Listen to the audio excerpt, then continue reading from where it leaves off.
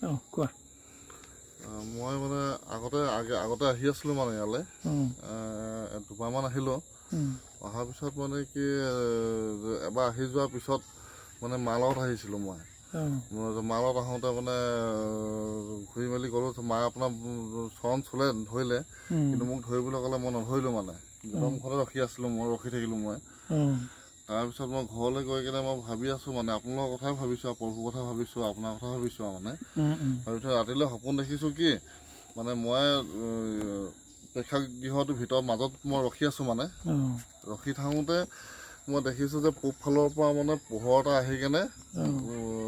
মানে কিবা টৰ্চ লাইটৰ পোহৰ নিচিনা একদম বগা ফটফটীয়া পোহৰটো মানে টৰ্চ লাইটৰ পোহৰ নিচিনা গোলকৈ আহি কেনে ষ্টেজত পৰিছে মানে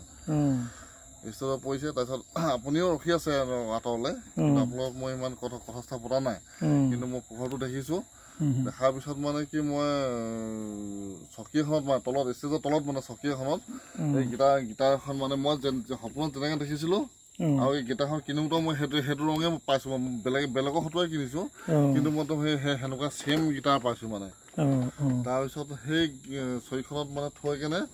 মই পূব ফাললৈ মুখ কৰি কেনে মই কৈছোঁ হে প্ৰভু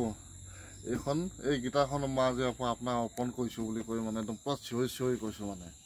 আৰু মানে গোটেই আৰু বহুত ৰাইজ মানুহ আছে কাৰণে মানুহ আছিলে মানে সপোনত দেখোঁতে মানে কিন্তু বাকী মানুহে কিন্তু মোক মানে কথাখিনি কওঁতে মানে যেন দেখাই নাই মোৰ কথা মোক শুনাই নাই সেনেকুৱা নিচিনাকৈ মানে চবেই নিজৰ মানে কামত মানে ব্যস্ত হৈ আছে আৰু মানে ধৰি লওক ঘৰ ক'ত হৈছিলে মোৰ ঘৰ চেপন আৰু এতিয়া মানে মোৰ জীৱনটো বহুত খেলি মেলি বহুত দুখে মানে হেৰি হৈ গৈছে তাৰপিছত মই আমাৰ খুৰীদক ক'লোঁ দাইদক ক'লোঁ মানে এই কথাটোলৈ তই পাৰিলে দি দিবি মোৰতো দিবলৈ ইচ্ছা আছে বাৰু আৰু তেখেতলোকেও ক'লে আৰু দি দিবি তাৰপিছত তোৰ জীৱনটো ভাল হ'ব আনে বুলি ক'লে আৰু সেয়েহে মানে আজি আপোনাৰ ওচৰলৈ আহিছোঁ আৰু মানে এই গামোচাখন লৈ আহিছোঁ আপোনাক পিন্ধাই দিম বুলি ভাবিছোঁ